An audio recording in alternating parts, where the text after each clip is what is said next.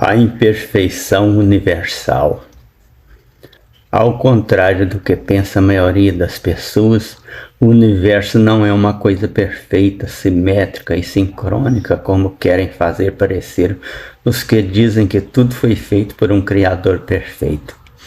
Para o homem primitivo, tudo acima era perfeito. Um céu cheio de lindas estrelinhas que seguem um caminho constante todos os dias, um grande sol que aquece a terra durante o dia e uma lua que dispersa as trevas da noite. Com o avanço do conhecimento, essa perfeição foi desfeita. Estrelas chocam entre si, explodem, etc. Asteroides colidem com planetas, causando grandes estragos. Buracos negros engolem planetas e estrelas, e onde surgiram seres vivos, todos são defeituosos, especialmente nós, que temos mais defeitos biológicos do que os quadrúpedes. Quando o homem aprendeu a medir o tempo, encontrou uma dificuldade enorme: a falta de sincronia entre o Sol e a Lua, que são as bases do ano e dos meses e dos dias. Qualquer pessoa percebia a sequência de períodos claros e escuros muito uniformes, com o surgimento do Sol de um lado do céu e o seu desaparecimento no outro lado, a que deram um determinado nome que a nós chegou como dia. Mas o observador atento percebeu que havia também um grande ciclo de aproximadamente 360 dias em que o Sol caminhava para o norte, depois voltava para o sul. Estava estabelecido o ano. Semelhantemente, não podia passar imperceptível que a Lua fazia o mesmo caminho do Sol todos os dias, mas com determinado atraso e mudando sua forma dia a dia. Nesse ciclo viu-se que cada atraso de uma volta era de aproximadamente 30 dias. Estava aí imaginado o mês, que era aproximadamente um 12º do ano. Como nessa volta em que a lua diminui até desaparecer e voltar a surgir e crescer até parecer uma bola, levando aproximadamente 7 dias para ela se transformar do círculo para o meio-círculo, e o período igual para desaparecer, e depois períodos iguais para voltar à sua forma redonda, criaram-se 4 fases lunares. Os 7 dias o homem dedicou em homenagem a 7 astros especiais que representavam 7 deuses. Deuses eram os seres sobrenaturais, criadores e condutores dos destinos humanos que o homem primitivo imaginou existirem. Na língua latina, falada pelos romanos, da qual surgiu a nossa e uma porção de outros, esses 7 dias foram chamados de septimanas, 7 manhãs. Outros povos imaginaram seus 7 deuses. Os romanos homenagearam o Sol, a Lua, Marte, Mercúrio, Júpiter, Vênus e Saturno, nomes que deram aos 7 astros. Tudo pareceu bem simples, mas o que complicou as coisas foi a falta de sincronia. Um ano não coincide com um número exato de dias, um ciclo lunar também não, e cada ano cria uma diferença muito difícil de se ajustar.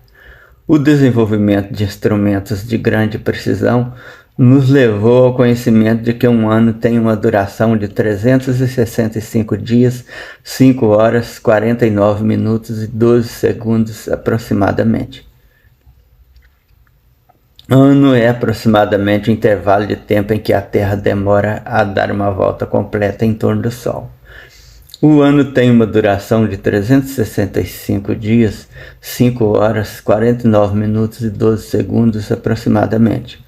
Mas como não pode haver todos os anos um 366º dia, com as cerca de 6 horas que sobram, no calendário gregoriano realiza-se a cada 4 anos um ajuste no calendário e adiciona-se mais um dia ao ano, sendo que este ano se denomina bissexto, pois o número 366 é composto por 2 algarismos 6.